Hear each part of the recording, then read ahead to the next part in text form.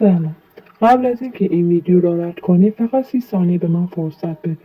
شاید همین حرفی که امروز میشنوی چند سال بعد مسیر زندگیت را عوض کند. همه ما آدم‌های موفق را می‌بینیم. ماشین‌های لوکس، خانه‌های بزرگ، سفرهای جذاب زندگی که آرزویش را داریم. اما چیزی که نمی‌بینی سالها تلاش، شکست، ناامیدی و شب‌هایی است که هیچکس کنارشان نبوده است. واقعیت این است که موفقیت اتفاقی نیست. هیچکس یک شبه موفق نشده است. هر آدم موفق هزاران بار خواسته تسلیم شود، اما یک تفاوت بزرگ با بقیه داشته: ادامه داده. اولین نکته این است که دست از بهانه آوردن برداریم.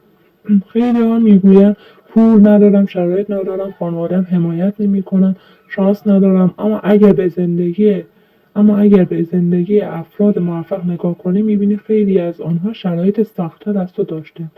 تفاوتشان این بود که به جای شکایت دنبال راه حل گشتند. دومین نکته ارزش زمان است. هر روز 24 ساعت به همه داده می شود. هم به آدم موفق و هم به ناموفق. چیزی که فرق ایجاد می کند نحوه استفاده از همین ساعت هاست. اگه هر روز فقط 1 ساعت روی هدفت کار کنی، بعد از 1 سال صدها ساعتی از کسی که هیچ کاری نکرده جلوتر هستی. سومین نکته: از شکست نترس.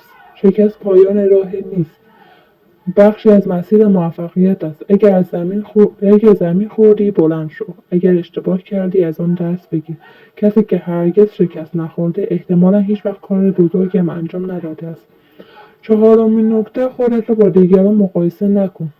شبکه‌های اجتماعی فقط بهترین لحظه‌های زندگی آدم را نشان می‌دهند، نه سختی‌هایی که پشت آن بوده است.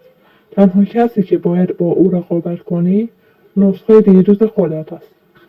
پنجمین نکته: هر روز یاد بگیر، کتاب بخون، مهارت یاد بگیر، سوال بپرس، تجربه کسب کن. هر چیزی که امروز یاد میگیری میتواند فردا درآمد، موفقیت یا فرصت جدیدی برایت بسازد. ششمین نکته: آدم‌های اطرافت را با دقت انتخاب کن.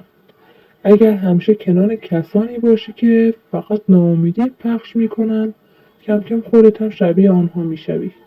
اما اگر با آدم‌هایی باشی که هدف دارن، تو هم انگیزه بیشتری برای پیشرفت پیدا میکنی.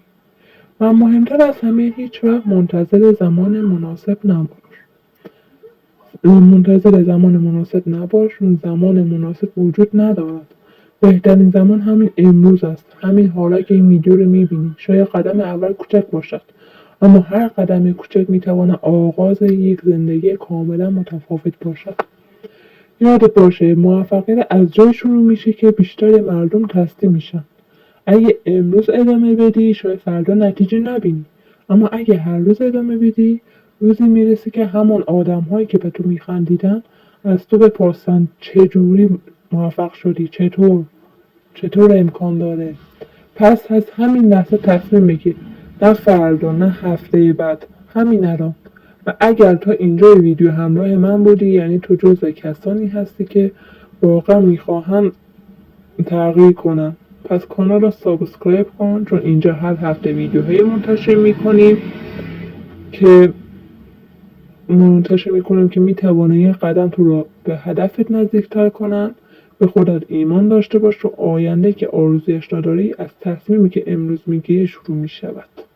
تا ویدیوی بعدی، خدا نگهدار.